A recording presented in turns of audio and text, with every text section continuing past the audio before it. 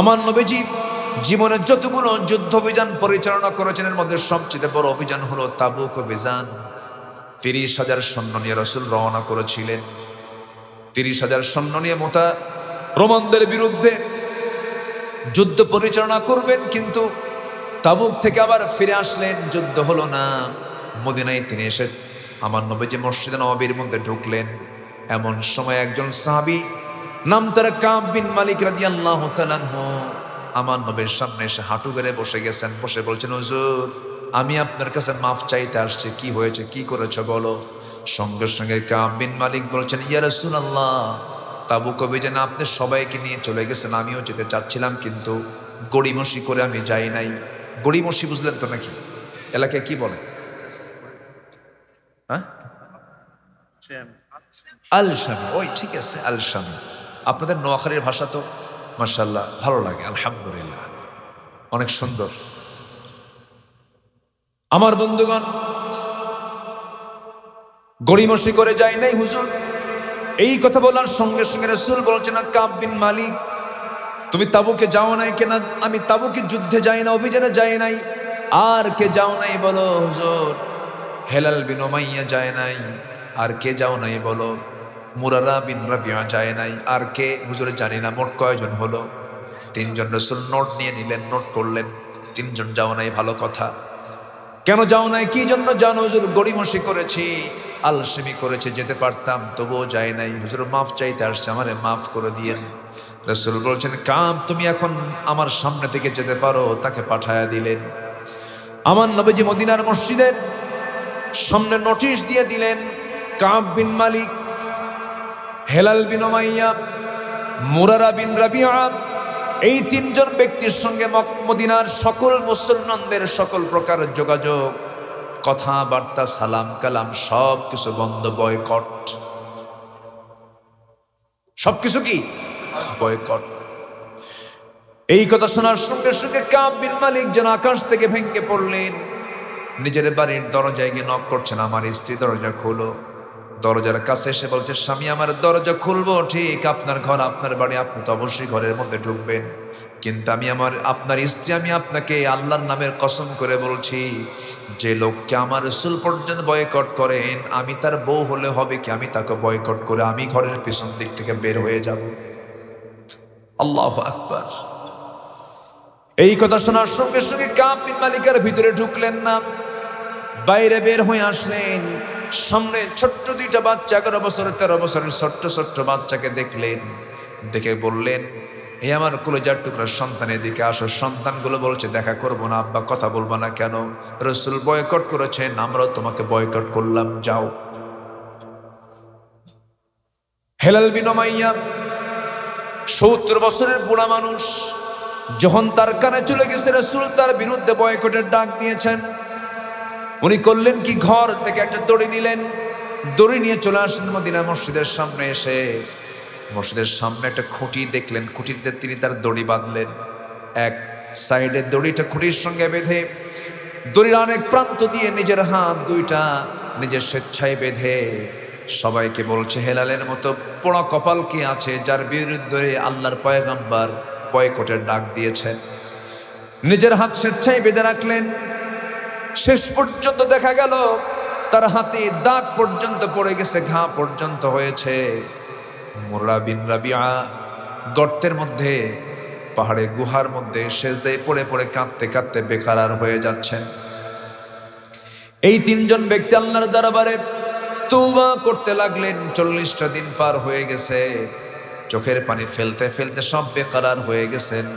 আমার নবীর কাছে ওহী নাযিল হয়ে গেল, হে রাসূল, যে 3 জন ব্যক্তিকে আপনি বয়কট করেছিলেন, ওয়ালা সালাসাতিল্লাযীনা খুল্লিফু, যাদের ব্যাপারে আপনি বয়কটের ডাক দিয়েছেন, তারা যে পরিমাণ তওবা করেছে, আল্লাহ রাব্বুল আলামিন তাদের 3 জনের তওবা কবুল করে নিয়েছে। জোরে বলি সুবহানাল্লাহ। আমার নবী আয়াত শোনার সঙ্গে সঙ্গে বলেছেন, ও আমার সাহাবীরা, আমার কাব বিন মালিককে ডেকে আনো। কাব বিন মালিককে ডাকার জন্য ওমরে ফারুক গেছেন তার বাড়িতে, দরজায় নক করছেন। বাড়িতে কাব আছে নাকি? না। কোথায় গিয়েছে আমরা জানি না। কেন? যেই ব্যক্তির খবর রাসূল রাখেন সেই ব্যক্তির খবর আমরাও রাখি না। আল্লাহু আকবার। আমার নবীজি কাব বিন মালিককে জড়িয়ে ধরে কেঁদে বলছেন, কাব, আমি তোমাকে মাফ করিনি, কিন্তু আল্লাহ তোমাকে মাফ করেছেন। এখানে প্রশ্ন হলো, আমার রাসূল তো ইচ্ছা করে বলতে পারতেন, যেহেতু 30,000 সৈন্য, এর মধ্যে 3 জন যাও না, এটা ব্যাপার না, যাও মাফ করে দিলাম, এটা বলতে পারতেন। অথবা তিনি বলতে পারতেন, কাব বিন মালিক, যেহেতু যুদ্ধই হয় নাই, গেছিলাম বিনা যুদ্ধে ফেরত আসলাম, এটি কোনো ব্যাপার না, যাও আমি তোমাকে মাফ করে দিই। রাসূলকে মাফ করেছেন? করেন। তাহলে এখান থেকে বোঝা গেল যে জিহাদের গুরুত্ব অবশ্যই আছে না নাই, এবং এটার অবহেলা করলে তার পরিণতি কি হতে পারে, এটাও এই ইতিহাসের মধ্যে শিক্ষা আছে না নাই? আছে। আল্লাহ তাআলা বলছেন, আল্লাহর পথে যারা সংগ্রাম করবে আমি তাদেরকে খুব ভালোবাসি। জোরে বলেন সুবহানাল্লাহ। নাম্বার 4 হলো, আল্লাহ রাব্বুল আলামিন বলেন, আমাকে যারা বিশ্বাস করবে, আমার প্রতি যারা ভরসা রাখবে, তাওয়াক্কুলকারী যারা, আমি তাদেরকে ভালোবাসি। আল্লাহ রাব্বুল আলামিন বলেন, ফাইদা আযামতা ফাতাওয়াক্কাল আলাল্লাহ ইন্নাল্লাহা ইউহিব্বুল মুতাওয়াক্কিলিন। জোরে বলুন আল্লাহু আকবার। আমার প্রতি ভরসা রাখবে, আমার জিকির সর্বক্ষণ করবে। তোমার জিহ্বা আমি আল্লাহ সিক্ত রেখে দিয়েছি আমার জিকির করার জন্য, তোমার চোখ আমি দিয়েছি আমার সৃষ্টি দেখার জন্য, তোমার কান আমি দিয়েছি ভালো কিছু শোনার জন্য। আমার নামের জিকির একটা সেকেন্ডের জন্য কখনো বাদ দিবা না বান্দা, কারণ আমি তোমাকে 1 সেকেন্ডের জন্য ভুলে যাই না। তোমার দায়িত্ব হলো 1 সেকেন্ডের জন্য আমার জিকিরকে না ভুলে যাওয়া।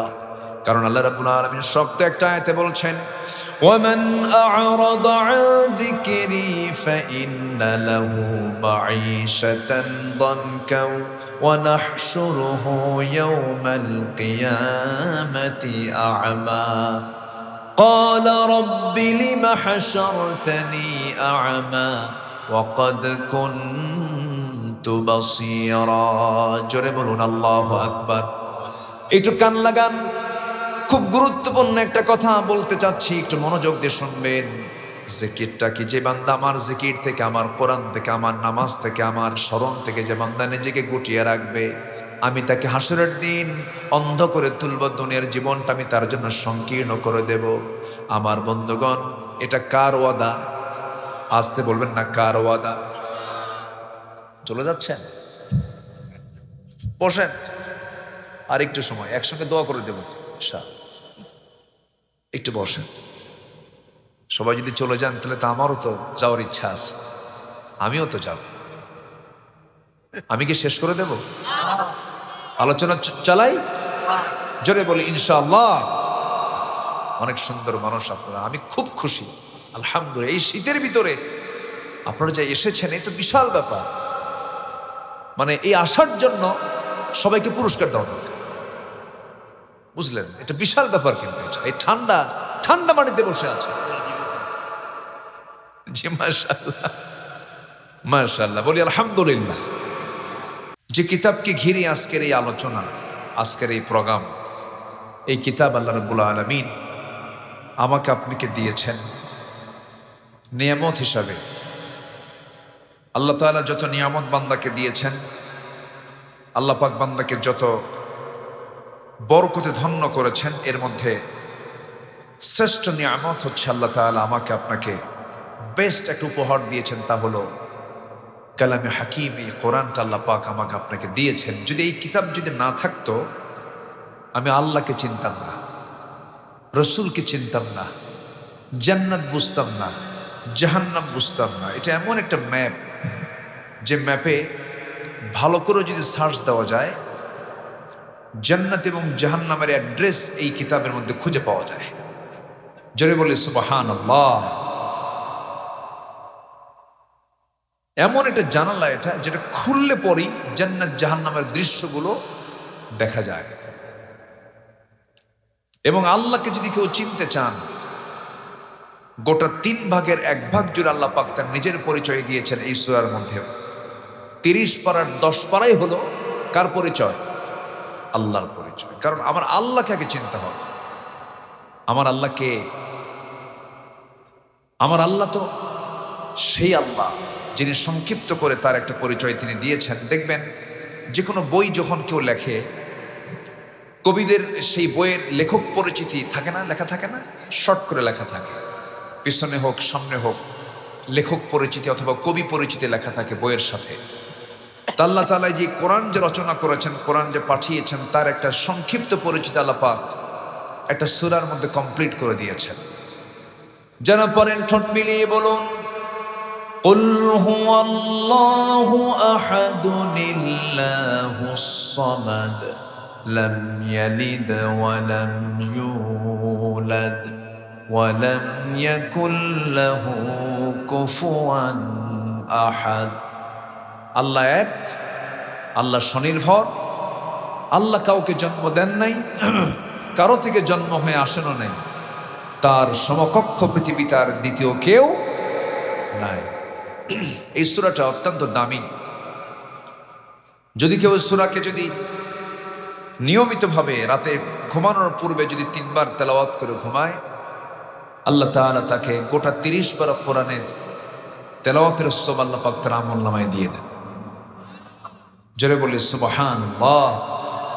গোটা কোরআন পড়লে যে সওয়াব, আল্লাহ তাআলা সূরা ইখলাসের মধ্যে যে বরকতটা দিয়েছেন, 3 বার পড়লে সমান সওয়াব। কেন, কি জন্য? এই সূরাতে আল্লাহ রাব্বুল আলামিন তার সংক্ষিপ্ত একটা পরিচয় তুলে ধরেছেন। আমার আল্লাহকে আরেক জায়গায় আসছে, আল্লাহু লা ইলাহা ইল্লা হুয়াল হাইয়ুল কাইয়্যুম লা তা'খুযুহু সিনাতুন ওয়ালা নাওম লাহু মা ফিস সামাওয়াতি ওয়া মা ফিল আরদ।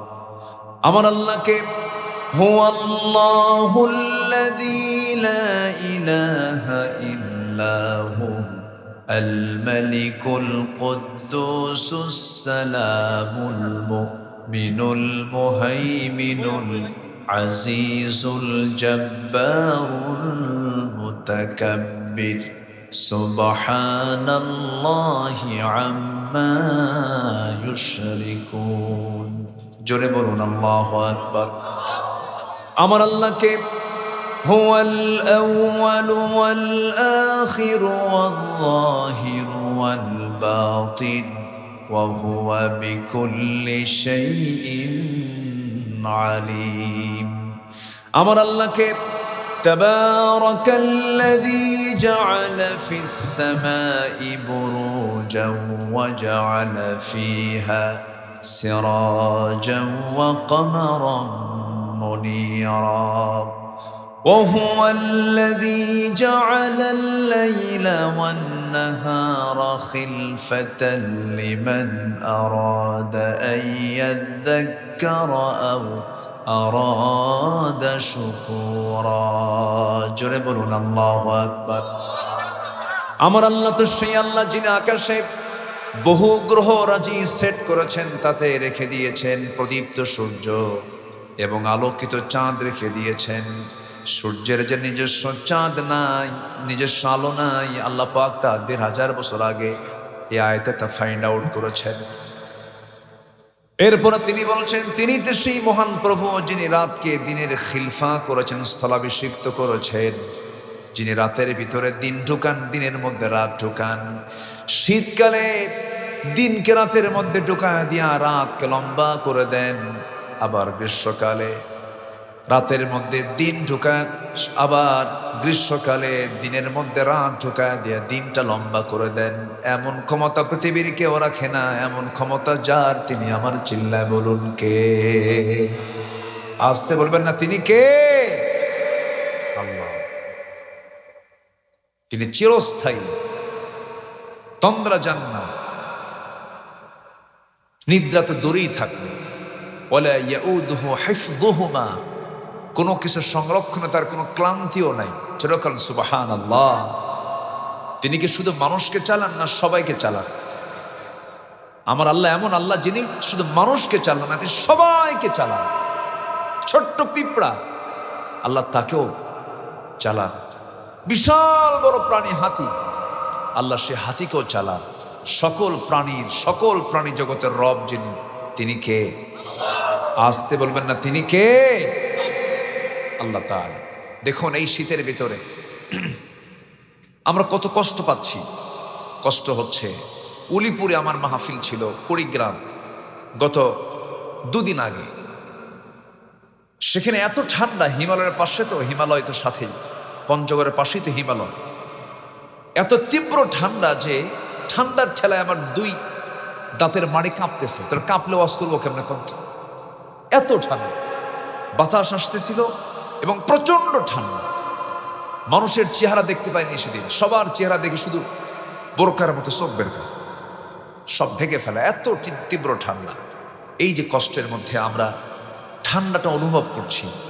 আচ্ছা, প্রাণীকুলগুলোর গায়ে কোনো আমাদের মতো কোনো শীত বস্ত্রের কোনো ব্যবস্থা আছে? অথচ এই প্রাণীদের এই চামড়াকে আল্লাহ রাব্বুল আলামিন কেমন প্রসেস করে বানালেন, এর মধ্যেও তারা বেঁচে থাকে, ঠিকভাবে থাকে। সুবহানাল্লাহ বলবেন না? জোরে বলি সুবহানাল্লাহ। এই যে পরিযায়ী পাখিগুলো, অতিথি পাখি আমার দেশে আসে, সেই সাইবেরিয়ান দ্বীপপুঞ্জ থেকে, সাইপ্রাস থেকে 40,000 কিলোমিটার দূর থেকে আসে। না আছে পাসপোর্ট, না আছে তার ইমিগ্রেশন, না আছে তার কোনো বিমান, না আছে তার কোনো টিকিট কাটা, কিচ্ছু নাই। কিন্তু ওই দেশ থেকে 40,000 কিলোমিটার দূরের বাংলাদেশে এসে হাকালুকি বিল, চলন বিল, এরপর নোয়াখালী, সন্দ্বীপ, হাতিয়ার, এই সমস্ত বিভিন্ন দ্বীপাঞ্চলে, কুতুবদিয়া, মহেশখালীর দ্বীপাঞ্চলে এই যে অতিথি পাখিগুলো আসলো 40,000 কিলোমিটার দূর থেকে আল্লাহ তাআলা কেন পাঠায় দিলেন? এর কারণটা কি? এর কারণ হলো প্রচন্ড শীত সেখানে। এত শীত নামে যে শুধু তাপমাত্রা তো নাই, -15, -20 যখন চলে আসে, রক্ত জমে প্রাণীগুলো মরে যাবে। আল্লাহ বলেন, পাখিগুলো তোমরা এই দেশে থাইকো না, আমি তোমাদেরকে জিপিআরএস ট্র্যাকিং দিয়ে দিলাম, তোমরা সোজা বাংলাদেশের চলন বিল, হাকালুকি বিল, সন্দ্বীপ, হাতিয়া, কুতুবদিয়া, মহেশখালীতে চলে যাও। সুবহানাল্লাহ বলবেন না? এটা জোরে বলেন সুবহানাল্লাহ। আল্লাহ রাব্বুল আলামিন কি বড় তিনি মালিক, কি বড় তিনি খালেক। ওই ছোট্ট পরিযায়ী প্রাণীকে আল্লাহ রাব্বুল আলামিন পাঠায় দিলেন, যাও, চলে যাও। সে কেমন করে আপনার 40,000 কিলোমিটার দূর থেকে এই দেশ চিনল? এই দেশ চেনার উপায়টাকে সে কেমন করে সে দিক নির্ণয় করলো? আজকের বিজ্ঞান বলছে বার্ডস হেডিং গন্তব্যে পৌঁছাতে শুধু সূর্যের অবস্থান, তারকা চিহ্ন, স্থলভাগের দৃষ্টান্তই নয়, বরঞ্চ পরিযায়ী পাখির চোখে রেটিনায় আল্লাহ রাব্বুল আলামিন ক্রিপ্টোক্রম নামে এক আশ্চর্য প্রোটিন দিয়েছেন, যার সাহায্যে পৃথিবীর চৌম্বক ক্ষেত্র পর্যন্ত তারা শনাক্ত করতে পারে। এই যেন আশ্চর্য অদৃশ্য জিপিএস। বিজ্ঞানীরা যখন পরিযায়ী পাখিদের বন্দি করে যখন উল্টা করে রাখে, আবার তারা সোজা হয়ে যায়, ওই প্রোটিনগুলো মার্কিং করে করে যখন তারা রওনা দেয়, রাস্তাটা তারা চিনে নেয়, চিহ্নিত করে নেয়। ঠিক যখন 6 মাস পর ওই দেশে যখন আবহাওয়া যখন স্বাভাবিক হয়ে যায়, এই দেশ থেকে এই পাখিগুলো আবার 40,000 কিলোমিটার এই দূরত্বে তারা সুন্দর করে তারা নিজের দেশে পৌঁছে যায়। সুবহানাল্লাহ বলা যাবে না? যেরকম সুবহানাল্লাহ। শুধু আমাদের জিপিএস নাই, ওদেরও জিপিএস আছে, ট্র্যাকিং আছে, কেমন করে চলতে হয় ছোট্ট একটা মাথার মধ্যে সব দিয়ে দিয়েছেন। জোরে বলি সুবহানাল্লাহ। এই প্রাণীগুলো কিন্তু চুপচাপ থাকে না, আল্লাহর নামের জিকিরের তাদের কোনো কমতি নাই। আল্লাহ রাব্বুল আলামিন বলেন, আলাম তারা আন্নাল্লাহা ইউসাব্বিহু লাহু মান ফিস সামাওয়াতি ওয়াল আরদি ওয়াত তায়রি ওয়াস-তায়রি সাফফাত কুল্লু ক্বাদ আলিমা সালাতাহু ওয়া তাসবিহাহু ওয়াল্লাহু আলীমুম বিমা ইয়াফআলুন। জোরে বলুন আল্লাহু আকবার। প্রত্যেকটা পাখি, প্রত্যেকটা প্রাণী তারা জিকির করে, আল্লাহর নামের তারা তাসবিহ প্রকাশ করে। ওয়ালাকিন লা তাফকাহুনা তাসবিহাহুম, কিন্তু তাদের তাসবিহর ভাষা তোমরা বুঝো না। ছোট্ট প্রাণী থেকে বড় প্রাণী সবকে চালান বলেন। আসতে বলবেন না, কে চালান, কে চালান? আমার বন্ধুগণ, একটা পাখি আছে প্যারাগ্রিন ফ্যালকন। পেরেগ্রিন ফ্যালকন একটা পাখি আছে যে আকাশে ওড়ে। তার একটা চিতাবাঘের ঘন্টার গতি হলো সে 112 কিলোমিটার বেগে সে দৌড়াতে পারে। সেখানে একটা পেরেগ্রিন ফ্যালকন পাখি আছে যে ঘন্টায় 400 কিলোমিটার পর্যন্ত উঠতে পারে। এত আস্তে সুবহানাল্লাহ বললেন। ঘন্টায় কত কিলোমিটার? 400 কিলোমিটার বেগে সে উঠতে পারে ঘন্টায়।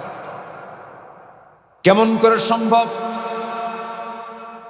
কি করে সম্ভব? লাঞ্চ তো ফেটে যাওয়ার কথা, কিন্তু লাঞ্চ তো ফাটে না কেন? ওই পেরেগ্রিন ফ্যালকনের পাখির নাকের ভিতরে একটা হালকা, দুই নাকের ছিদ্রপথে দুটা ট্যাপ লাগানো আছে, হাড়ের ট্যাপ লাগানো আছে। এই হাড়ের ট্যাপটা এই জন্য লাগানো আছে, যখন শুনতে নাই সে ট্যাপটা আস্তে করে ছেড়ে দেয়, বাতাস এসে আগে ট্যাপে ধাক্কা খায়, ধাক্কার পরে গতি কমে, এরপরে বাকি বাতাসটা লাঞ্চে ঢুকে যায়। সরাসরি হিট করলে পরে লাঞ্চটা ফেটে যেত, সে উঠতে পারতো না।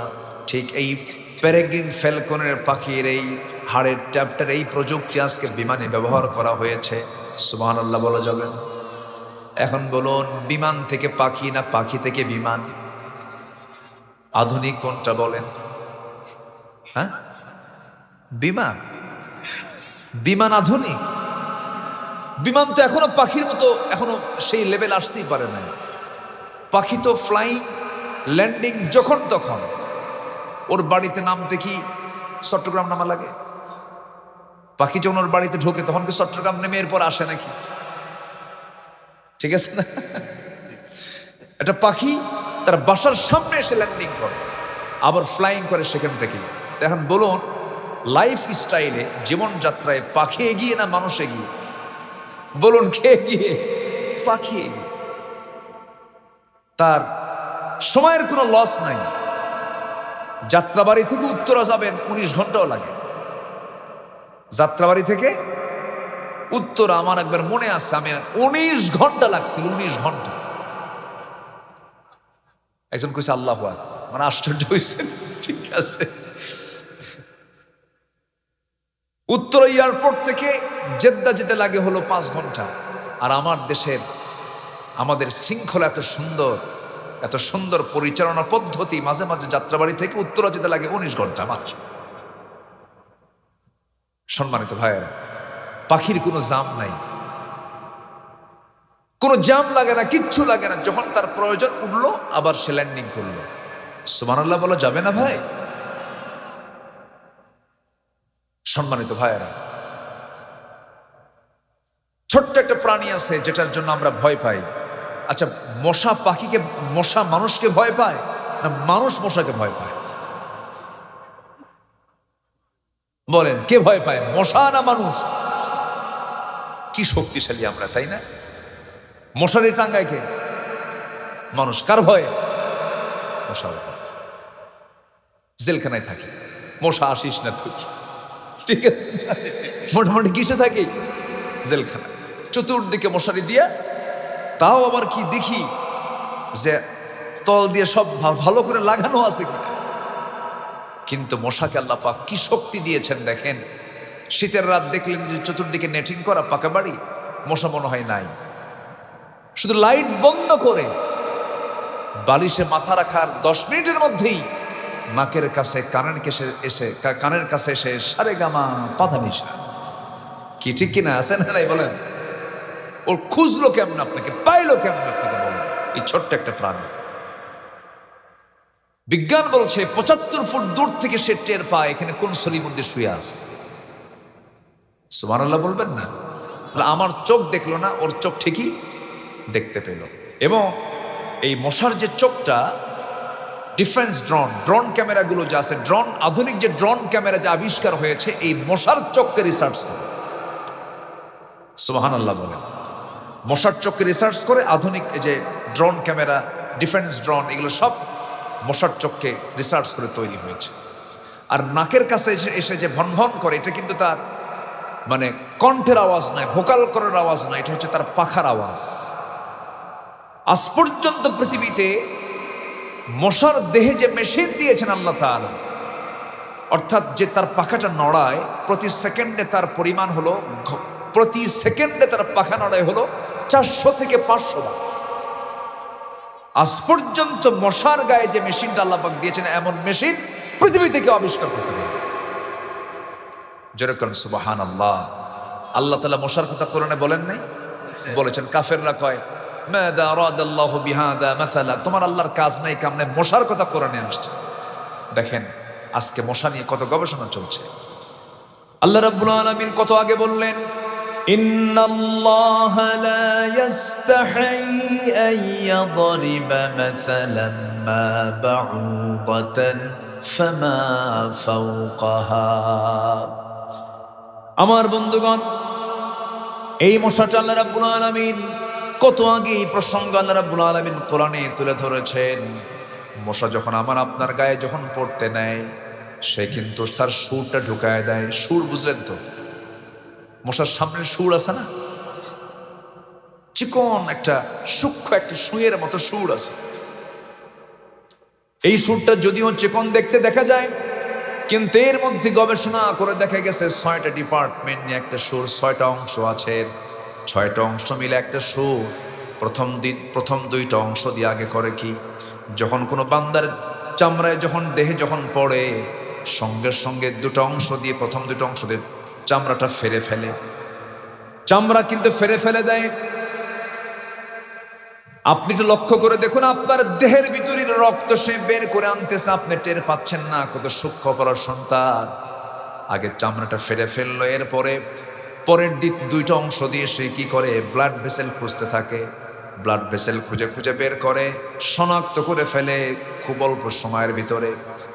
এরপরে করে কি, 5ম অংশ দিয়ে সে তার ওই চামড়ার ভিতরে আস্তে করে ব্লাড ভেসেল খুঁজে বের করে ওই জায়গায় কেমিক্যাল নিঃসরণ করে, অ্যানেস্থেসিয়া করার জন্য, অজ্ঞান করার জন্য। ওই চামড়া যেন অজ্ঞান হয়ে যায়, যেন না টের পায়, কিছু ঢুকায় দিচ্ছে। কারণ টের পাইলে কি রিস্ক না, বিশাল রিস্ক। তো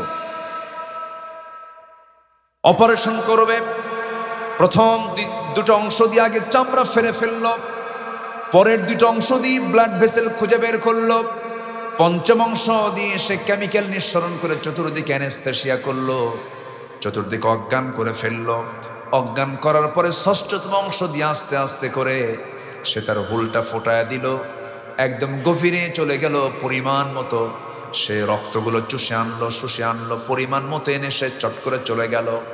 10 মিনিট আপনি টের পেলেন না, 15 মিনিট পর দেখা গেল চুলকায় কেন রে, অ্যানেস্থেসিয়ার মেয়াদ শেষ হয়ে গেছে, কেমিক্যালের মেয়াদ শেষ হয়ে গেছে। এরপরে ফুলে উঠলো, আহারে মশা তো কামড় মারছে। চিন্তা করে দেখুন, আর যদি একটু বেহুশ মশা হয়, বেহুশ মশা আছে না কিছু, বেহুশ মশা এমন খাওয়া খায়, যেখানে খায় সেখানে কাইতে পড়ে, বিগত 16 বছরের সরকারের মতো। আসতে গান কেন? কে মেহমান আসছে, বসায় দেন। হ্যাঁ, তাহলে মশার উদাহরণ কি ঠিক আছে? আজ থেকে মশার উদাহরণ কি ঠিক আছে? একজন কাফেরকে আল্লাহ পাক ন্যাংরা মশা দিয়ে বিদায় করেছেন। তার নাম কি বলেন তো? তার নাম কি? নমরুদ। নমরুদকে ন্যাংরা মশা দিয়া বিদায় করেছে। তাহলে এই যে প্রাণীকুলগুলো সব, এগুলো কে দেখেন। আর এই যে মশাটা তার হুল ফুটায়, যে এই ডিপার্টমেন্ট রক্ত যে চুষে আনলো, এটাকে রিসার্চ করে আজকে তৈরি করেছে mosquito inspired syringe, painless needles.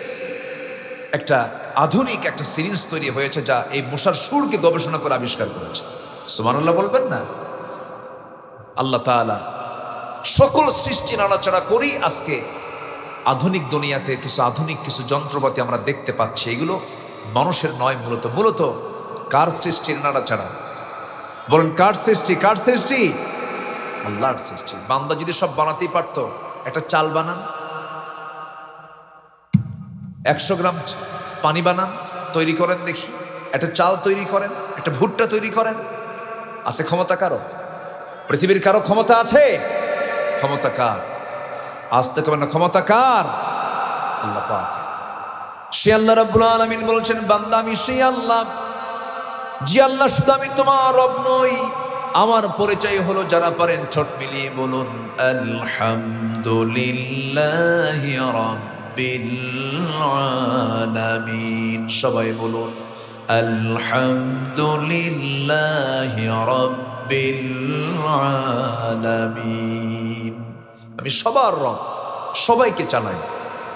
আমি এমন রব, আমি কাফিরকেও দেখি, মুশরিককেও দেখি, জালেমকেও দেখি, সারা রাত ধরে মদের বোতল নিয়ে থাকে, অন্যের বউ নিয়ে শুয়ে থাকে, আর আমি আল্লাহ সেই মদ্যপ, সেই জেনাকারের নাকের ডকে অক্সিজেন নিয়ে হাজির হয়ে বলি, বান্দা অক্সিজেন গ্রহণ কর, তওবা করে ফিরায়, আমি তোকেও মাফ করে দেব। আমার আল্লাহর দয়া মায়া সবচেয়ে কম না বেশি? একটা প্রশ্ন করবো আপনাকে, বলুন তো, আল্লাহ আমাকে বেশি ভালোবাসেন না আমি আল্লাহকে বেশি ভালোবাসি? অনেকে চিন্তায় পড়ে গেছে, হুজুর মনে তো হয় না। কেন? কই বাড়িতে 4টা মেয়ে, ওই বাড়িতে 4টা ছেলে, আর আমার বাড়িতে 4টা মেয়ে, আল্লাহ আমার ভালোবাসলো কেন? আল্লাহ যদি ভালোবাসতই তাহলে ওই রহিমউদ্দিনের বাড়ির 4 ছেলের 2 ছেলে আমার বাড়িতে ঢুকায় দিয়া, আমার বাড়ির 2 মেয়ে ওই বাড়ির মধ্যে ঢুকায় দিলি তো সমান সমান অঙ্ক মিলে যেত। এখন অঙ্ক মিলাচ্ছে, আছে কিনা এরকম? আছে? এরকম আছে না। আসল অঙ্ক কে জানেন? আজ থেকে না, কে জানেন? আমার নবীর 4টা ছেলে ছিল। কয়টা ছেলে ছিল? 4টা ছেলে।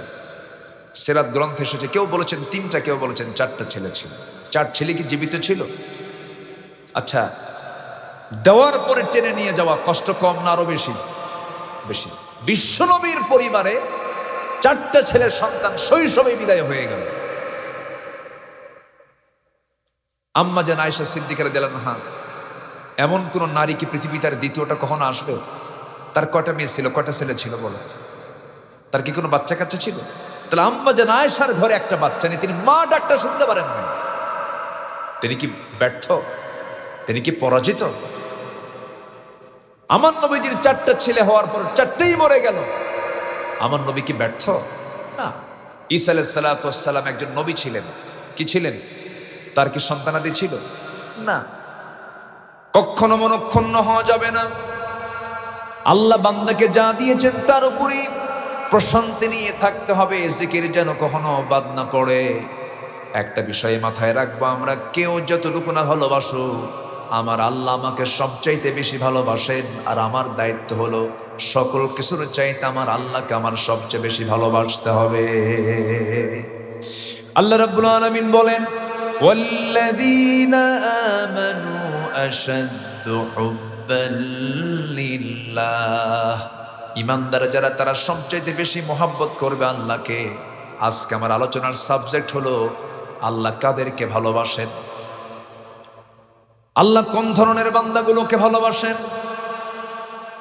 আমি এই পয়েন্ট আজকে আমি কিছু কথা বলতে চাচ্ছি। আল্লাহ সবাইকে তো ভালোবাসবেন না। আল্লাহ তাআলা কোরআনে অনেকের কথাই বলেছেন, তবে 8 ধরনের মানুষকে আল্লাহ রাব্বুল আলামিন ভালোবাসেন। 8 ধরনের, এর মধ্যে আমি একটা ধরনও কিন্তু বলি না। 8টা শ্রেণীর মধ্যে 8টা শ্রেণী একটা একটা করে আজকে বলবো। আমাকে সময় দেওয়া যাবে তো? যাবে তো? কিন্তু এই দিক থেকে এত পানি পড়ে কেন?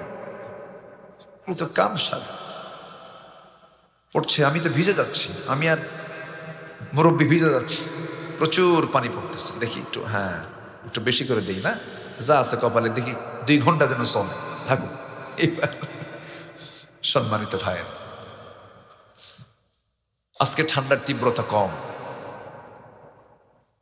আল্লাহ তুমি আমাদেরকে অতি গজব থেকে, অতি ঠান্ডা থেকে, অতি গরম থেকে, অতি বৃষ্টি থেকে আমাদেরকে বাঁচাও। জোরে বলি আমিন। এই যে কয়েক শুক্রবার আগে ভূমিকম্প হয়েছিল, মনে আছে কিনা আপনাদের? হয়েছিল না? ওরে আল্লাহ, দৃশ্যটা আল্লাহ পাক আমাকে দেখার সুযোগ করে দিয়েছে। ভূমিকম্প মাত্র কয়েক সেকেন্ডের।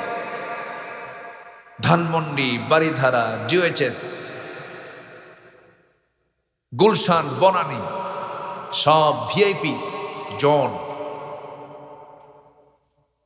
শুধুমাত্র বেলা 10:30 থেকে 11টার মধ্যে কয়েক সেকেন্ড শুধু আল্লাহ তাআলা একটা নাড়া দিয়েছেন, ঝাঁকি মারছেন। এক ঝাঁকিতে কোনো বিল্ডিং এ মানুষ নাই।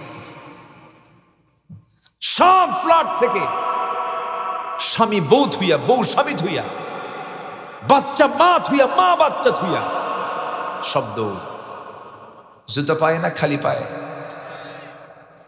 গায়ে কাপড় চোপড় ছিল তো, ছিল লুঙ্গি আর গেঞ্জি, লুঙ্গি আর গেঞ্জি, সব বের হয়ে রাস্তায় দাঁড়ায় আছে। এখন সব হয়ে গেছে ভিআইপি ফকির। ভিআইপি কি ফকির, রাস্তায় নেমে আছে। আচ্ছা বলুন তো, এই যে সব দৌড় মারলো কার ভয়ে? কি কয় এটা? আল্লাহর ভয়ে? কিসের ভয়ে? মরার ভয়। মরবো না, কিন্তু আল্লাহ জান্নাত দিবেন মরার আগে না মরার পরে? তাহলে মরার যদি ভয় করেন তাহলে তো লক্ষণ যে আপনি জান্নাত নেবেন না। কি কথা বোঝেন? মরার যে ভয় করে তার তো লক্ষণ সে জান্নাত চায় না। মরতে তো হবেই, হ্যাঁ, ইচ্ছা করে মরা যাবে না, কিন্তু মৃত্যুকে এত ভয় পাওয়া যাবে না। মরলেই তো জান্নাত পাওয়া যাবে, না মরলে আপনি জান্নাত পাবেন কেন? কেমনে? মৃত্যুর মধ্য দিয়ে তো আল্লাহর সঙ্গে সাক্ষাৎ হবে। সবচেয়ে প্রিয়জনকে আমি সরাসরি দেখবো, আমি মরার আগে না মরার পরে? মরার পরে, এটা মাথায় রাখতে হবে। সবগুলো ভয়ে পালায়া মৃত্যুর ভয়ে দাঁড়িয়েছিল, ওই দাঁড়ানো লাগতো না, বের হওয়া লাগতো না। যদি আল্লাহর ভয়ে, যদি ফজর নামাজে যদি বাড়ি থেকে বের হয়ে মসজিদে যেত, এটাই তো বাস্তবতা। ভূমিকম্প কখন হয়? এই আযাব গজবগুলো কখন হয়? যখন বাদ্যযন্ত্র পরিমাণ বেড়ে যাবে, জেনা বেড়ে যাবে, সুদ বেড়ে যাবে, বান্দার হক নষ্ট করা বেড়ে যাবে, জুলুম বেড়ে যাবে, এই সমস্ত অপকর্ম যখন বেড়ে যাবে, গজব নাজিল করবেন। চিল্লায় বলুন কে? এই ভূমিকম্প যেন না হয়, এই জন্য আল্লাহ রাব্বুল আলামিন, আগে এত পাহাড় ছিল না, আল্লাহ যখন দুনিয়া মানুষের বসবাসের উপযোগী করে দিলেন, মাঝে মাঝে পাহাড়গুলো বানায় দিয়েছেন। কেন? পেরেকের মতো। ওয়াল জিবালা আওতাদা, পেরেকের মতো করে পাহাড় দিয়েছেন। বলুন তো, আমার দেশে কোন বিভাগে সবচাইতে পাহাড় বেশি? হ্যাঁ, সব নিয়ামত আপনারা নিয়ে বসে আছেন, বলি আলহামদুলিল্লাহ। কোন বিভাগে সবচাইতে পানি বেশি? সমুদ্র কোন অঞ্চলে? সমুদ্র কোন অঞ্চলে? তাও তো কয় না, সব তো আপনারাই নিয়ে বসে আছেন, আলহামদুলিল্লাহ। কন নদীতে কয় পানি থাকে? সমুদ্রেই বেশি পানি। বঙ্গোপসাগর কোন বিভাগ? চট্টগ্রাম। পাহাড় বেশি চট্টগ্রাম, সমুদ্রের পানি বেশি চট্টগ্রাম, এবং নিয়ামতে ধন্য বেশি চট্টগ্রাম, এবং ব্যবসা বেশি কোন গ্রাম বলেন? সব সব আপনারা নিয়ে আছেন, বলি আলহামদুলিল্লাহ। জোরে কোন না ভাই আলহামদুলিল্লাহ। সব তো আপনারা নিয়ে বসে আছেন। এই যে পাহাড়গুলো দিয়েছেন, কেন দিলেন? পাহাড়গুলোকে পেরেকের মতো করে দিয়েছেন। পাহাড় আমরা বাহ্যিকভাবে দেখি এতটুকু উঁচা পাহাড়, কিন্তু না, ওই পাহাড় বাইরে শুধু দেখি 10%, আর বাকি 90% হলো আল্লাহ রাব্বুল আলামিন এর ফাউন্ডেশন গড়েছেন। জোরে বলি সুবহানাল্লাহ। এই পাহাড়গুলো পেরেকের মতো করে দিয়েছেন কে? আর পাহাড়গুলো কেটে সমান করে কে? আল্লাহ। আল্লাহ সমান করে না? পাহাড় ধসে মানুষ মারা যায়, তাহলে বলেন তো এই দোষগুলো কি আল্লাহর না বান্দার? বলেন। আল্লাহ বলছেন আমি এটাকে পেরেকের মতো করলাম, ওরা কেটে শুধু হবেই তো, সমস্যা তো হবেই, ভূমিকম্প তো হবেই। সৃষ্টির বিকৃতি যখন বেশি হয়ে যাবে তখন তেমনটা হবেই। আমার বন্ধুগণ, আল্লাহ রাব্বুল আলামিন জায়গায় জায়গায় পাহাড়গুলো দিয়েছেন। ওই পঞ্চগড়ের পাশে হিমালয়, তিব্বত এরিয়ার ভিতরে আল্লাহ রাব্বুল আলামিন বিশাল পাহাড় দিয়ে দিয়েছেন। রাঙ্গামাটি, পার্বত্য চট্টগ্রাম, বান্দরবান, গোটা অঞ্চল জুড়ে পাহাড় দিয়ে ভরায় দিয়েছেন। সমুদ্র এক পাশে, কক্সবাজারের চতুর্পাশে আল্লাহ পাক মহেশখালী সহ, কক্সবাজার সদর শহর রামু, উখিয়া সব সহ চতুর্দিকে আল্লাহ রাব্বুল আলামিন পাহাড় দিয়ে ভরায় দিয়েছেন। সিলেটের জনপদ একটা বিশাল সাইড পাহাড় দিয়ে ভরায় দিয়েছেন। কেন দিয়েছেন? কে জন্য দিয়েছেন? এর কারণ হলো, বান্দা পৃথিবী যেন আন্দোলিত না হয়, নড়াচড়া না করে, আমি তোকে ঠিক মতো রাখতে চাই, তুই গজবে না পড়ে যাস। কিন্তু আন্দোলিত হয় কখন? যখন বান্দার মধ্যে যখন আল্লাহর নাফরমানি বেড়ে যায়, অবাধ্যতা বেড়ে যায়, তখন গজব আকারে নাজিল করেন ভূমিকম্প। চিল্লায় বলুন কে? এগুলো থেকে বাঁচার জন্য আমরা জিকির করব কার? হুকুম মানব কার? আল্লাহ তাআলা সবাইকে ভালোবাসেন। আল্লাহ তাআলা 8 ধরনের মানুষকে ভালোবাসেন। নাম্বার 1 হলো, 1 নাম্বার যারা তওবাকারী, 1 নাম্বার যারা কি বলেন? তওবাকারী। আল্লাহ রাব্বুল আলামিন বলেন, ইন্নাল্লাহা ইউহিব্বুত তাওয়াবিনা ওয়া ইউহিব্বুল মুতাতাহহিরিন। জোরে বলুন আল্লাহু আকবার। আল্লাহ রাব্বুল আলামিন 1 নম্বরে যারা তওবা করে তাদেরকে ভালোবাসেন। আমরা গুনাহ করেছি, গুনার পরে যদি অনুশোচনা করে যদি মাফ চাই, আমাকে মাফ করবেন কে? আমাকে মাফ করবেন কে? তওবা করলে পরে আল্লাহ পাক খুব বেশি খুশি হয়ে যান। যে নবীর জীবনে একটা গুনাহও ছিল না, মাসুম বাচ্চার মতো যিনি ছিলেন, তিনিও সারা দিনে, রাসূল নিজে বলেছেন, আমি 100 বারেরও বেশিবার তওবা করি, তোমরা তওবা করো। যে নবীর গুনাহ না থাকার পরও তিনি তওবা করেছেন, আমাকে আপনাকে অবশ্যই তওবা করতে হবে। তবে হ্যাঁ, আমার দেশে একজন ব্যক্তি আছে যে স্বঘোষিত, যার জীবনে কোনো গুনাহ নাই, সে বলছে আমার জীবনে কোনো গুনাহই নাই, আমি আমিন কব কেন? টাঙ্গাইলে এক নেতা আছে, কি নাম জানো, লতিফ সিদ্দিকী। সে বলল একদিন যে আমি আমিন কেন কব, আমার তো কোনো গুনাহই নেই। চিন্তা করা যায়? তাহলে আমার দেশে কিন্তু এরকম কিছু মানুষ পাওয়া যাবে, যাবেন, যেহেতু ওর গুনাহ নাই, আমার কোনো গুনাহ নাই। সে বলেছিল অনেক আগে, একবার একটা মন্তব্য করেছিল, হজ হচ্ছে মুহাম্মদের ব্যবসা। যেরকম নাউজুবিল্লাহ, এরকম স্বঘোষিত আল্লাহ বিরোধী বক্তব্য দানকারী কিছু কুলাঙ্গার আমার দেশে আছে না নাই? আমরা আগামীতে এমন পার্লামেন্ট দেখতে চাই যে পার্লামেন্টে আল্লাহ, রাসূল, কোরআন, ইসলাম নিয়ে বাজে কথা বললে তাদেরকে ফাঁসির মঞ্চে ঝুলিয়ে মারা হবে। এমন আইন দেখতে চান কারা কারা? হাত উঁচু করে দেখান মুসলমান।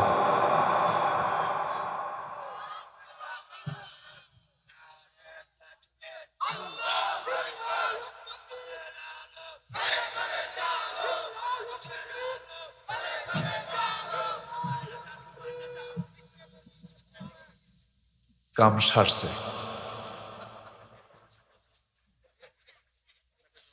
একটু বসেন। আমি কি আলোচনা চালাবো? তুমি থামো, তুমি চুপচাপ থাকো। আরেকজন দেবে স্লোগান, কেমন? ঠিক আছে। খুব হাসি খুশি মানুষ, আল্লাহ তুমি তাকে সুস্থ করে দাও। জোরে বলি আমিন।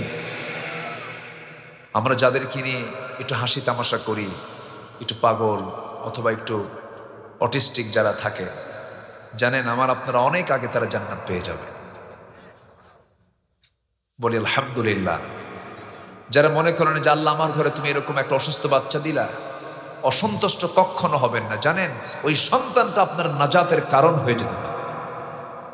কখনো মন খারাপ করা যাবে না। আল্লাহ তুমি ভাইটাকে সুস্থ করে দাও। জোরে বলি আল্লাহুম্মা আমিন। দোয়া করে দিলাম। ওকে, এখন চুপ। ওকে।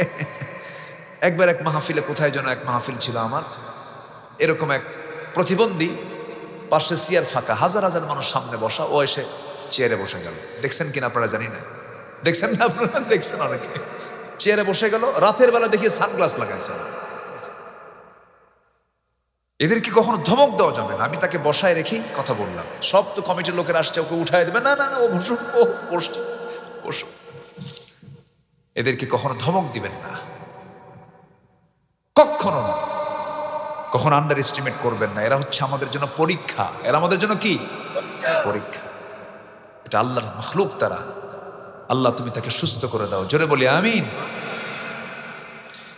খুব খুশি হয়েছে, খুশি না? মাশাআল্লাহ, আলহামদুলিল্লাহ। যে নাম্বার 2 হচ্ছে যারা পবিত্রতা অর্জনকারী।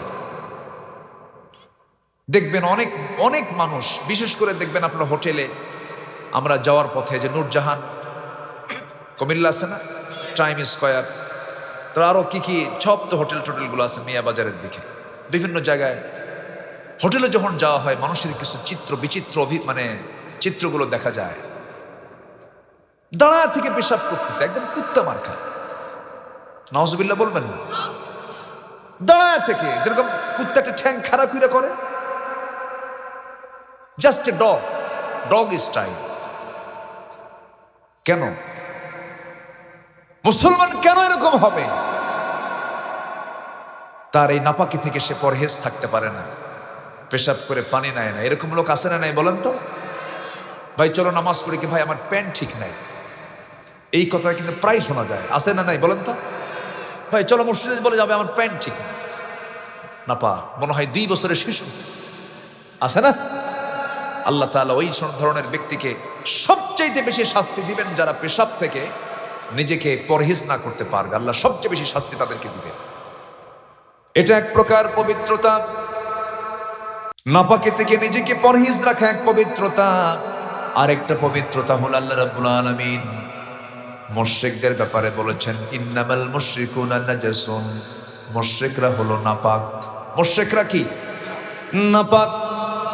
যারা মক্কায় গেছেন, মক্কায় যারা উমরা করেছেন, যারা হজ করেছেন, সেই মক্কায় হুদুদে মক্কা একটা এরিয়া আছে, ওই এরিয়ার মধ্যে কোনো কাফের মুশরিক ঢুকতে পারে না। এমনকি ডোনাল্ড ট্রাম্পের মতো এরকম দাপুটে নেতাও যদি সৌদি সফরে যায়, সব জায়গায় ঢুকতে পারবে, কিন্তু হুদুদে মক্কার মধ্যে ঢুকতে পারবে না। রাসূল এটাকে মানা করে দিয়েছেন, কারণ মুশরিকরা হলো নাপাক। আল্লাহ রাব্বুল আলামিন বলছেন 8 শ্রেণীকে আমি ভালোবাসি। 1 নাম্বার হলো যারা তওবাকারী, নাম্বার 2 হলো যারা পবিত্রতা অর্জনকারী। বলুন তো, আগে নামাজ না জায়গা পাক, আগে নামাজ না কাপড় পাক, আগে নামাজ না শরীর পাক? আল্লাহ পাক বলছেন শরীরটাকে পাক করে রাখো, নাপাকি তুমি যেন স্পর্শ না করো, নাপাকি থেকে বাঁচার চেষ্টা করো। আমি আপনি যে কোনো সময় দুনিয়া থেকে বিদায় হতে পারি, মালাকুল মউত যখন তখন আসতে পারে, জন্য চেষ্টা করবো আমরা ওযুর উপরে থাকার জন্য। সাইয়েদনা বেলাল, আমার নবীজি মেরাজে গিয়ে জান্নাত যখন ভিজিট করছিলেন, বেলালের কণ্ঠ আমার নবীর কানে চলে আসলো। নবীজি দুনিয়াতে এসে বলছেন, বেলাল জান্নাতের মধ্যে তোমার কণ্ঠ পেলাম, তুমি কি এমন আমল করো বলো তো? সাইয়েদনা বেলাল কেঁদে কেঁদে বলছেন, ইয়া রাসূলুল্লাহ, আমার ব্যক্তিগত আমল বলতে আমি কখনো ওযু ছাড়া কখনো থাকি না, ওযু গেলে ওযু করে 2 রাকাত নফল নামাজ পড়ে নেই। দেখবেন ওযুর উপরে থাকলে পরে, নাপাক মুক্ত থাকলে পরে দেখবেন শরীরটা বড় ঝরঝরে মনে হয়, ফ্রেশ মনে হয়। আমার পরিচ্ছন্ন হৃদয়, পরিচ্ছন্ন দেহ বানাবো। জোরে বলে ইনশাআল্লাহ, আরো জোরে বলে ইনশাআল্লাহ। নাম্বার 3 হলো আল্লাহ কাকে ভালোবাসেন? আল্লাহ রাব্বুল আলামিন বলেন, ইন্নাল্লাহা ইউহিব্বুল্লাযীনা ইউকাতিলুনা ফী সাবিলিহি সাফফান কাআন্নাহুম বুনয়ানুম মারসুস। আল্লাহ রাব্বুল আলামিন ওই সমস্ত বান্দাগুলোকে ভালোবাসেন যারা আল্লাহর পথে সংগ্রাম করে, শিশাঢালা প্রাচীরের মতো একতাবদ্ধ হয়ে যারা সংগ্রাম করে। আমার বন্ধুগণ, নামাজ তো মুনাফিকও পড়ে, রোজা তো মুনাফিকও রাখে, হজ তো মুনাফিক করে, দান সাদকা মুনাফিকরাও করে। মুনাফিকরা সব কিছু করতে পারলেও কিন্তু আন্দোলন করতে গিয়ে, সংগ্রাম করতে গিয়ে মুনাফিকরা কখনো সামনে যায় না, বরঞ্চ বিরোধিতা করে। ঠিক কিনা? এমন মহল আছে না নাই? জিহাদের গুরুত্বটা কি আল্লাহ রাব্বুল আলামিন কেন ভালোবাসেন? ছোট্ট একটা ইতিহাস মনে পড়ে গেল আমার, একটু মনোযোগ দিয়ে শুনবেন। কোরআনে কারীমের মধ্যে একটা সূরার নাম আছে সূরা তাওবা। সূরা তাওবা। তাওবা সূরার নামকরণ কেন করা হলো? আমার নবীজি জীবনে যতগুলো যুদ্ধ অভিযান পরিচালনা করেছেন, এর মধ্যে সবচেয়ে বড় অভিযান হলো তাবুক অভিযান। 30,000 সৈন্য নিয়ে রাসূল রওনা করেছিলেন। 30,000 সৈন্য নিয়ে রোমানদের বিরুদ্ধে যুদ্ধ পরিচালনা করবেন, কিন্তু তাবুক থেকে আবার ফিরে আসলেন, যুদ্ধ হলো না। মদিনায় তিনি এসে আমার নবীজি মসজিদে নববীর মধ্যে ঢুকলেন। এমন সময় একজন সাহাবী, নাম তার কাব বিন মালিক রাদিয়াল্লাহু তাআলা আনহু, আমার নবীর সামনে এসে হাঁটু গেড়ে বসে গেছেন। বসে বলছেন, হুজুর আমি আপনার কাছে মাফ চাইতে আসছি, কি হয়েছে, কি করেছো বলো? সঙ্গে সঙ্গে কাব বিন মালিক বলছেন, ইয়া রাসূলুল্লাহ, তাবুক অভিযানে আপনি সবাইকে নিয়ে চলে গেছেন, আমিও যেতে চাচ্ছিলাম, কিন্তু গড়িমসি করে আমি যাই নাই। গড়িমসি বুঝলেন তো নাকি? এলাকায় কি বলে? হ্যাঁ, আলসামি। ওই ঠিক আছে, আলসামি। আপনাদের নোয়াখালীর ভাষা তো মাশাআল্লাহ, ভালো লাগে, আলহামদুলিল্লাহ, অনেক সুন্দর। আমার বন্ধুগণ, গড়িমসি করে যায় নাই হুজুর। এই কথা বলার সঙ্গে সঙ্গে রাসূল বলছেন, কাব বিন মালিক, তুমি তাবুকে যাও নাই কেন? আমি তাবুকে যুদ্ধে যাই না, অভিযানে যাই নাই। আর কে যাও নাই বলো? হুজুর, হেলাল বিন উমাইয়া যায় নাই। আর কে যাও নাই বলো? মুরারা বিন রাবিয়া যায় নাই। আর কে? হুজুর জানি না। মোট কয়জন হলো? তিনজন। রাসূল নোট নিয়ে নিলেন, নোট করলেন, তিনজন যাও নাই, ভালো কথা। কেন যাও নাই? কি জন্য জানো? হুজুর গড়িমসি করেছি, আলসেমি করেছে, যেতে পারতাম তবুও যাই নাই। হুজুর মাফ চাইতে আসছে, আমারে মাফ করে দিয়েন। রাসূল বলছেন, কাব তুমি এখন আমার সামনে থেকে যেতে পারো। তাকে পাঠায়া দিলেন। আমার নবীজি মদিনার মসজিদের সামনে নোটিশ দিয়ে দিলেন, কাব বিন মালিক, হেলাল বিন উমাইয়া, মুরারা বিন রাবিয়া, এই তিনজন ব্যক্তির সঙ্গে মদিনার সকল মুসলমানদের সকল প্রকার যোগাযোগ, কথাবার্তা, সালাম কালাম সব কিছু বন্ধ, বয়কট। সবকিছু কি বয়কট। এই কথা শোনার সঙ্গে সঙ্গে কাব বিন মালিক যেন আকাশ থেকে ভেঙে পড়লেন। নিজের বাড়ির দরজায় গিয়ে নক করছেন, আমার স্ত্রী দরজা খোলো। দরজার কাছে এসে বলছে, স্বামী আমার দরজা খুলবো ঠিক, আপনার ঘর, আপনার বাড়ি, আপনি তো অবশ্যই ঘরের মধ্যে ঢুকবেন, কিন্তু আমি আপনার স্ত্রী, আমি আপনাকে আল্লাহর নামের কসম করে বলছি, যে লোককে আমার রাসূল পর্যন্ত বয়কট করেন, আমি তার বউ হলে হবে কি আমি তাকে বয়কট করে আমি ঘরের পিছন দিক থেকে বের হয়ে যাব। আল্লাহু আকবার। এই কথা শোনার সঙ্গে সঙ্গে কাব বিন মালিকের ভিতরে ঢুকলেন না, বাইরে বের হয়ে আসলেন। সামনে ছোট্ট দুইটা বাচ্চা, 11 বছর 13 বছরের ছোট্ট ছোট্ট বাচ্চাকে দেখলেন। দেখে বললেন, হে আমার কলিজার টুকরার সন্তানের দিকে আসো। সন্তানগুলো বলছে, দেখা করবো না আব্বা। কথা বলবো না কেন? রাসূল বয়কট করেছেন, আমরাও তোমাকে বয়কট করলাম, যাও। হেলাল বিন উমাইয়া 70 বছরের বুড়া মানুষ, যখন তার কানে চলে গেছে রাসূল তার বিরুদ্ধে বয়কটের ডাক দিয়েছেন, উনি করলেন কি? ঘর থেকে একটা দড়ি নিলেন, দড়ি নিয়ে চলে আসেন মদিনা মসজিদের সামনে। এসে মসজিদের সামনে একটা খুঁটি দেখলেন, খুঁটিতে তিনি তার দড়ি বাঁধলেন। এক সাইডে দড়িটা খুঁটির সঙ্গে বেঁধে, দড়ির অনেক প্রান্ত দিয়ে নিজের হাত দুইটা নিজের স্বেচ্ছায় বেঁধে সবাইকে বলছে, হেলালের মতো পোড়া কপাল কি আছে যার বিরুদ্ধে আল্লাহর পয়গম্বর বয়কটের ডাক দিয়েছেন। নিজের হাত স্বেচ্ছায় বেঁধে রাখলেন। শেষ পর্যন্ত দেখা গেল তার হাতে দাগ পর্যন্ত পড়ে গেছে, ঘা পর্যন্ত হয়েছে। মুরারা বিন রাবিয়া গর্তের মধ্যে, পাহাড়ে গুহার মধ্যে সেজদায় পড়ে পড়ে কাঁদতে কাঁদতে বেকারার হয়ে যাচ্ছেন। এই তিনজন ব্যক্তি আল্লাহর দরবারে তওবা করতে লাগলেন। 40টা দিন পার হয়ে গেছে, চোখের পানি ফেলতে ফেলতে সব বেকারার হয়ে গেছেন। আমার নবীর কাছে ওহী নাযিল হয়ে গেল, হে রাসূল, যে তিনজন ব্যক্তিকে আপনি বয়কট করেছিলেন, ওয়ালা সালাসাতিল্লাযীনা খুল্লিফু, যাদের ব্যাপারে আপনি বয়কটের ডাক দিয়েছেন, তারা যে পরিমাণ তওবা করেছে, আল্লাহ রাব্বুল আলামিন তাদের তিনজনের তওবা কবুল করে নিয়েছে। জোরে বলি সুবহানাল্লাহ। আমার নবী আয়াত শোনার সঙ্গে সঙ্গে বলেছেন, ও আমার সাহাবীরা, আমার কাব বিন মালিককে ডেকে আনো। কাব বিন মালিককে ডাকার জন্য ওমরে ফারুক গেছেন তার বাড়িতে, দরজায় নক করছেন, বাড়িতে কাব আছে নাকি? না। কোথায় গিয়েছে আমরা জানি না। কেন? যেই ব্যক্তির খবর রাসূল রাখেন সেই ব্যক্তির খবর আমরাও রাখি না। আল্লাহু আকবার। আমার নবীজি কাব বিন মালিককে জড়িয়ে ধরে কেঁদে বলছেন, কাব, আমি তোমাকে মাফ করিনি, কিন্তু আল্লাহ তোমাকে মাফ করেছেন। এখানে প্রশ্ন হলো, আমার রাসূল তো ইচ্ছা করে বলতে পারতেন, যেহেতু 30,000 সৈন্য, এর মধ্যে 3 জন যাও না, এটা ব্যাপার না, যাও মাফ করে দিলাম, এটা বলতে পারতেন। অথবা তিনি বলতে পারতেন, কাব বিন মালিক, যেহেতু যুদ্ধই হয় নাই, গেছিলাম বিনা যুদ্ধে ফেরত আসলাম, এটি কোনো ব্যাপার না, যাও আমি তোমাকে মাফ করে দিই। রাসূলকে মাফ করেছেন? করেন। তাহলে এখান থেকে বোঝা গেল যে জিহাদের গুরুত্ব অবশ্যই আছে না নাই, এবং এটার অবহেলা করলে তার পরিণতি কি হতে পারে, এটাও এই ইতিহাসের মধ্যে শিক্ষা আছে না নাই? আছে। আল্লাহ তাআলা বলছেন, আল্লাহর পথে যারা সংগ্রাম করবে আমি তাদেরকে খুব ভালোবাসি। জোরে বলেন সুবহানাল্লাহ। নাম্বার 4 হলো, আল্লাহ রাব্বুল আলামিন বলেন, আমাকে যারা বিশ্বাস করবে, আমার প্রতি যারা ভরসা রাখবে, তাওয়াক্কুলকারী যারা, আমি তাদেরকে ভালোবাসি। আল্লাহ রাব্বুল আলামিন বলেন, ফাইদা আযামতা ফাতাওয়াক্কাল আলাল্লাহ ইন্নাল্লাহা ইউহিব্বুল মুতাওয়াক্কিলিন। জোরে বলুন আল্লাহু আকবার। আমার প্রতি ভরসা রাখবে, আমার জিকির সর্বক্ষণ করবে। তোমার জিহ্বা আমি আল্লাহ সিক্ত রেখে দিয়েছি আমার জিকির করার জন্য। তোমার চোখ আমি দিয়েছি আমার সৃষ্টি দেখার জন্য। তোমার কান আমি দিয়েছি ভালো কিছু শোনার জন্য। আমার নামের জিকির একটা সেকেন্ডের জন্য কখনো বাদ দিবা না বান্দা, কারণ আমি তোমাকে এক সেকেন্ডের জন্য ভুলে যাই না। তোমার দায়িত্ব হলো এক সেকেন্ডের জন্য আমার জিকিরকে না ভুলে যাওয়া।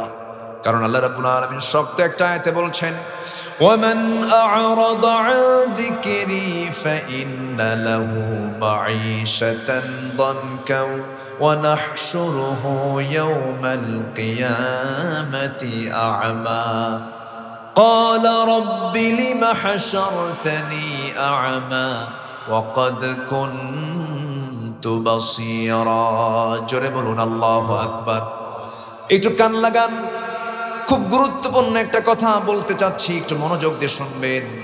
জিকিরটা কি? যে বান্দা আমার জিকির থেকে, আমার কোরআন থেকে, আমার নামাজ থেকে, আমার স্মরণ থেকে যে বান্দা নিজেকে গুটিয়ে রাখবে, আমি তাকে হাসরের দিন অন্ধ করে তুলব। দুনিয়ার জীবনটা আমি তার জন্য সংকীর্ণ করে দেব। আমার বন্ধুগণ, এটা কার ওয়াদা? আসতে বলবেন না, কার ওয়াদা? চলে যাচ্ছেন? বসেন, আর একটু সময় একসঙ্গে দোয়া করে দেব। একটু বসেন। সবাই যদি চলে যান তাহলে তো আমারও তো যাওয়ার ইচ্ছা আছে, আমিও তো যাব। আমি কি শেষ করে দেব? আলোচনা চালাই, জোরে বলি ইনশাআল্লাহ।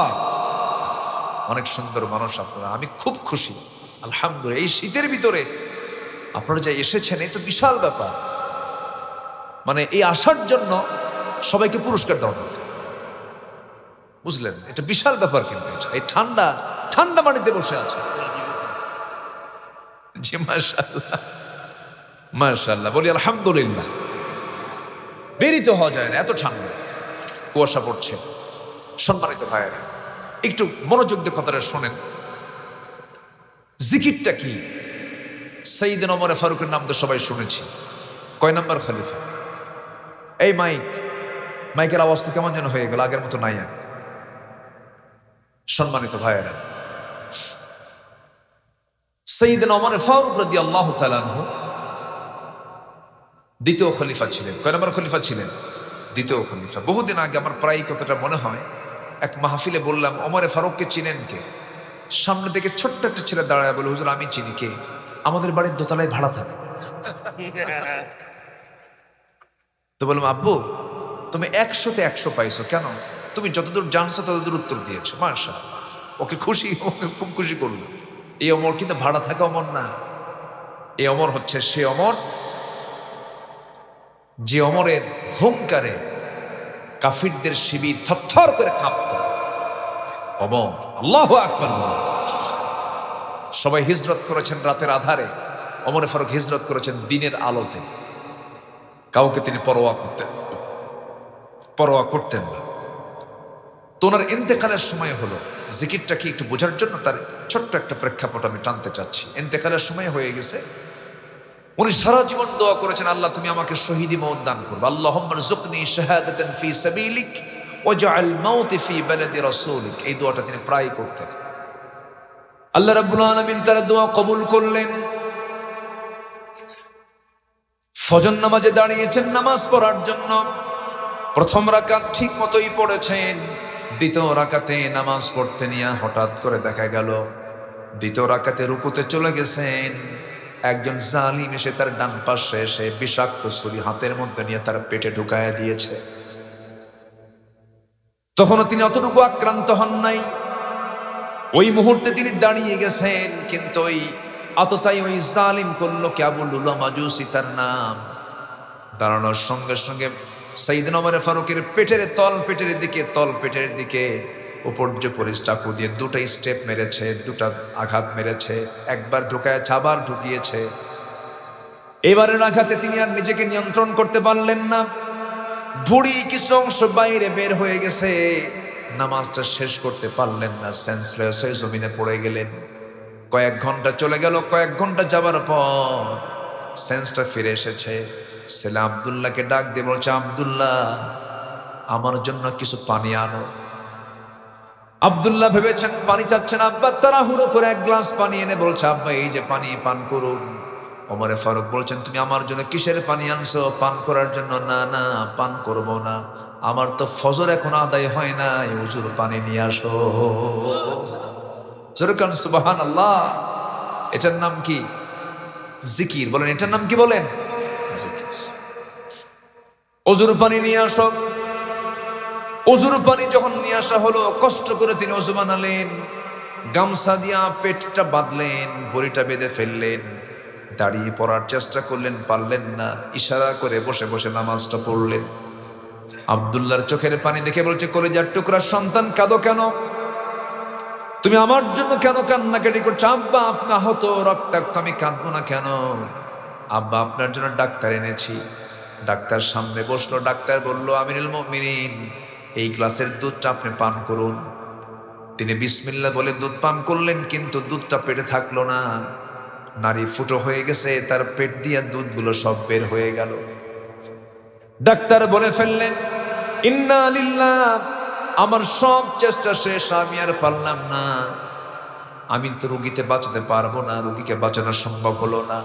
ওমরে ফারুক এই কথাটা শুনে মুসকি মুসকি হাসি মেরে বলছেন, ডাক্তার তুমি আমাকে বাঁচাবা কেমনে? কারণ আমার আল্লাহ আমার নাকের মধ্যে জান্নাতের ঘ্রাণ ঢুকায় দিয়েছে, আমি দুনিয়া থেকে বিদায় নিয়ে নেব, আমি যে কোনো মুহূর্তে দুনিয়া থেকে বিদায় হয়ে যাব। ডাক্তার চলে যাও। ডাক্তার যখন চলে যাচ্ছিল, সেই সময় দেখতে পেলেন ডাক্তারের পাজামার কাপড় গিরার নিচে। কিসের নিচে বলেন? গিরার নিচে। তিনি একটা হাদিস বর্ণনা করে বলছেন, ডাক্তার চিকিৎসা করতে আসছো, একটা তোমাকে সতর্ক করে দেয়, আল্লাহ রাসূল বলেছেন, যে ব্যক্তির পাজামার কাপড় গিরার নিচে থাকবে, সে ওইটুকু অংশ তার জাহান্নামে জ্বলবে, আল্লাহ পাক তার দিকে তাকাবেন না। তাড়াতাড়ি পাজামার কাপড় তোলো। চিন্তা করে দেখুন, ভুঁড়ি বের হয়ে গেছে পেট থেকে, সেই সময় তার দাওয়াতি কাজ বন্ধ হয় নাই, নামাজের কথা বলেন নাই। এটা হলো কার জিকির? বলেন আসতে, বলবেন না কার জিকির? আল্লাহর জিকির। ওমরে ফারুক রাদিয়াল্লাহু আনহু এবার দুনিয়া থেকে বিদায় নেওয়ার সময় হয়ে গেছে। আব্দুল্লাহকে ডাক দিয়ে বলছেন, আব্দুল্লাহ রে, আমার তো মৃত্যুর সময় হয়ে গেল, কিন্তু আমার তো বড় শখ, আমি নবীর পাশে ঘুমাবো, নবীর পাশে আমি আমার দাফনের কাজ, সমস্ত কার্যটা আমার নবীর পাশে হবে। কিন্তু নবীর পাশের যে জায়গাটুকু আছে এখন, এটা হচ্ছে আম্মা জান আয়েশা সিদ্দিকার জায়গা, সে যদি জায়গা না দেয় আমি সেই জায়গায় যাব কেমনে? আব্দুল্লাহ আমার পক্ষ হয়ে তুমি যাও, আমার ব্যাপারে তুমি প্রস্তাব দিয়ে তো দেখি আম্মা জান আয়েশা কি করে। আমার নবীর কবরের পাশে সাইয়েদনা আবু বকর শুয়ে আছেন। ওমরে ফারুক তার ছেলেকে পাঠালেন, গিয়ে সালাম জানিয়ে বলছে, আব্বাজান আমাকে পাঠিয়েছেন এমন প্রস্তাব নিয়ে। আম্মা জান আয়েশা সিদ্দিকা চোখের পানি ফেলতে ফেলতে বলছে, আরে জগৎ বিখ্যাত একজন শাসক, তিনি আমার কাছ থেকে একটা ছোট্ট জায়গা আবদার করেছেন, আমি কেমন করে মানা করি? আমি আয়েশা আমার ঘরের জায়গাটুকুন, অবশিষ্ট জায়গাটুকুন আমি অর্ধজাহানের শাসন কর্তমরে দান করে দিলাম। আমার নবীর সঙ্গে কয়জন শুয়ে আছেন? মোট কয়জন বলেন? যারা নবীর কবর জিয়ারা করেছেন, 3টা কবর পাশাপাশি আছে, ওই ঘরটা ছিল আম্মা জান আয়েশা সিদ্দিকার ঘর। 3জন সেখানে শুয়ে আছেন। আমার বন্ধুগণ, আল্লাহ পাক আমাকে কয়েক মাস আগে নিয়েছিলেন, বহুবার গিয়েছি, মাস 3 আগে একবার গিয়েছিলাম। অনলাইনে রাউদাতুম মিন রিয়াদিল জান্নাহ ঢুকতে হয়। ছোট্ট ছেলে আমার পাশে ছিল, সাথে ছিল। বললাম, বাপ চলো যাই। রাত 3টার দিকে রওনা করলাম, ভিতরে ঢুকলাম, সময় মাত্র 10 মিনিট, থাকতে দেয় না সূরা, তাড়াতাড়ি করে বের করে দেয়, কারণ শিডিউল মেইনটেইন, এরপরে লোক 24 ঘন্টা আসতে থাকে, থাকতে দেবে না। ভিতরে ঢুকেই 3টা বাজে আজান হবে, যদি নামাজ সহ থাকতে পারি প্রায় 1 ঘন্টা থাকা যাবে। একটু আমি চিন্তা করলাম, দেখি তো কি করা যায়। দাঁড়ায় আসি, লম্বায় তো একটু কম না, লম্বায় তো ভালোই উঁচা আছে, প্রায় 6 ফিট লম্বা। আমাকে দেখে দূর থেকে আমার দেশের প্রবাসী কিছু ভাইয়েরা চিনতে পেরেছে, ওখানে চাকরি করে, পরিচ্ছন্ন কর্মী, তারা নাজ্জাফায় চাকরি করে। আমাকে দেখে দৌড় মেরে চলে এসে জড়ায় ধরে বলছে, হুজুর আপনার ওয়াজ শুনি, আপনার ভক্ত। ভাবলাম দেখি তো কিছু কাজ করা যায় নাকি। ওদেরকে নিয়ে বসলাম, বসে বললাম, ভাই মেয়াদ তো 10 মিনিট, একটু ফজর পর্যন্ত থাকবো, আমি একটু ব্যবস্থা করা যায়? বলতেছে হুজুর দেখি চেষ্টা করে দেখি। 6-7 জন মিলে চলে গেছে ওখানকার যে অ্যাডমিনিস্ট্রেশন অফিসার, যে ওখানকার যে একজন প্রশাসনিক কর্মকর্তা আছে, ওদের ড্রেসও ভিন্ন। তো তাদের কাছে গিয়ে আমার ব্যাপারে এমন বলছে, এমন তেল মারছে, বুঝলেন, পাম্প মারা পর্যন্ত। এদেশের মানুষ কিন্তু পাম্প মারতে পারে একটু মোটামুটি, এমন বলছে, মানে আমি তো কিছুই না, কিন্তু বলছে অনেক বেশি। বলার ঠেলায় ওখানকার যে চিফ, যিনি অ্যাডমিনিস্ট্রেশন অফিসার, দৌড় মেরে এসে আমাকে ধরে, জড়ায়া ধরে, হাতটা ধরে নিয়ে আস্তে করে নিয়ে রাউদাতুম মিন রিয়াদিল জান্নার ভিতরে প্রথম আমার নবীর কবরের সঙ্গে যে দেওয়ালের পরেই যে বসার জায়গা, প্রথম কাতারে, প্রথম জায়গাতেই, প্রথম সেজদার জায়গাতে ওনারা আমাকে ধরে বসায় দিলেন। বসলাম। একটা জমজমের ইনটেক পানির বোতল আমাকে দেওয়া হলো। আমি এখনো ওটা ইনটেকে রাখছি বাসায়, খুলি নাই, রেখে দিয়েছি। আচ্ছা, যে দিল, এরপরে আতর লাগায় দিল, জমজমের পানি, আতর, আর হচ্ছে খেজুর দিল। কিছু খেজুর আমাকে দিয়ে একটা মুস্কি হাসি মেরে, আর খেলে চুমা খায় ওরা, বুঝলেন, হাত পায়ে না, হাতে মুখে সব জায়গায় চুমা খেয়ে আমাকে বসায় দিলেন। আমি বসে আছি। বাম দিকে আমি তাকানো মাত্রই দেখতে পাচ্ছি আমার নবীজির কবর মাত্র 3 থেকে 4 হাত দূরে, এটা ফাঁকা আছে, দেখা যাচ্ছে। ডান দিকে তাকালি দেখা যাচ্ছে হচ্ছে আমার নবীজির মিম্বার। মা বাইনা বাইতি ওয়া মিম্বারি রাউদাতুম মিন রিয়াদিল জান্নাহ, আও কামা ক্বাল আলাইহিস সালাতু ওয়াস সালাম। ওইটুকু অংশ হলো জান্নাতের টুকরা দুনিয়ার। আমি এতটা আবেগ আপ্লুত হলাম, আমার মনে হচ্ছিল কি জানেন, যে আমার নবীজির গায়ের ঘাম যেন আমার নাকে এসে ধাক্কা মারতেছে। আমি সেদিন দোয়া করেছি, আল্লাহ, মালাকুল মউত আসবে একদিন, বিআইয়ি আরদিন তামুত, যে জমিনে থাকো না কেন তোমাকে মরতে হবে। আল্লাহ, যেদিন আমার মালাকুল মউত আসার তারিখ হবে, তার একদিন আগে তুমি আল্লাহ আমাকে মদিনায় পৌঁছায় দিবা। আমি এই দোয়াটা করেছি। সম্মানিত ভাইয়েরা, পৃথিবীতে দুটো ভালোবাসার কোনো স্বার্থ নাই। বাবা মা, ভাই বোন, ছেলে, যা আছে সব স্বার্থ, সবকিছুতেই কিছু না কিছু স্বার্থ আছে, কিন্তু দুটো ভালোবাসায় কোনো স্বার্থ না। একটা হচ্ছে আল্লাহর ভালোবাসা, আর একটা হচ্ছে নবীর ভালোবাসা। কোনো স্বার্থ কাজ করে না। জোরে বলি সুবহানাল্লাহ, আরো জোরে বলি সুবহানাল্লাহ। আল্লাহর প্রতি অকৃত্রিম মোহাব্বত আল্লাহ পাক আমাদের দিলে পয়দা করে দেন। জোরে বলি আল্লাহুম্মা আমিন, আরো জোরে আল্লাহুম্মা আমিন। নাম্বার 5 হলো যারা ইহসানকারী, আল্লাহ পাক তাদেরকে ভালোবাসেন।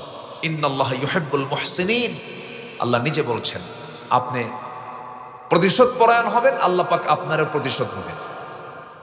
আপনি কারো উপর জুলুম করবেন, আল্লাহ আপনার প্রতি এটা পুরো পানিশমেন্ট দিয়ে দিবেন।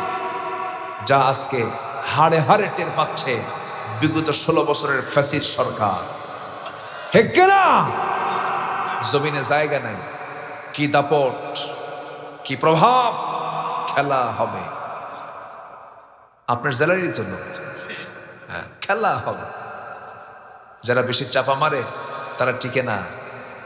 বজ্রাটুনি ফসকা গেল, একটা কথা আছে না? হ্যাঁ, কোথায় তাদের খেলা হবে। ডেট দিল না, খেলাও হলো না, কোন দিক দিয়ে পালায় গেল কেউ জানলো।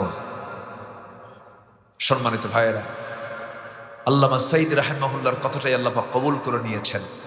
উনি বলেছিলেন, এমন একটা সময় আসবে আমরা গাছের গোড়ায় নাড়া দেব, মামু বাড়ি দিল্লি গিয়ে পড়বে। অন্য কোথাও পড়েছে? গোটা দুনিয়াতে জায়গা কম, বহু জায়গা ছিল। কলকাতা ছিল, ওই ভারতেই তো। কলকাতা ছিল, রাজস্থান ছিল, ইউপি ছিল, আসাম ছিল, গুয়াহাটি ছিল, ত্রিপুরার আগরতলা ছিল, Nepal, Bhutan, Sri Lanka, Myanmar, Yangon, London, America, সব ছিল। কোথাও পড়ে নাই মামু বাড়ি।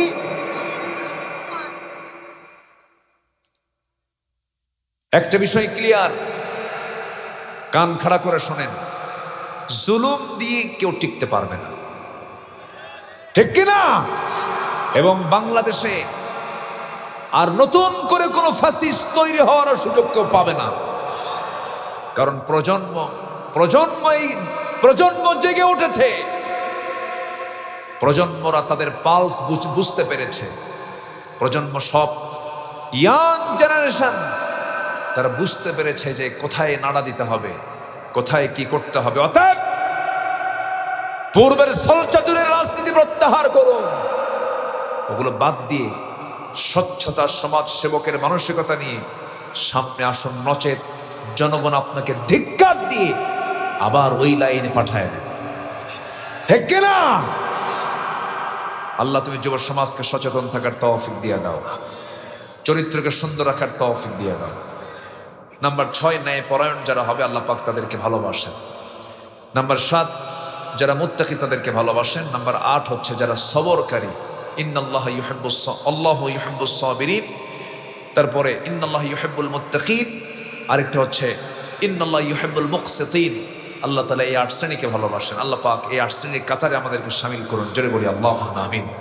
আমার মাসুদ ভাইয়ের জন্য সবাই দোয়া করবেন।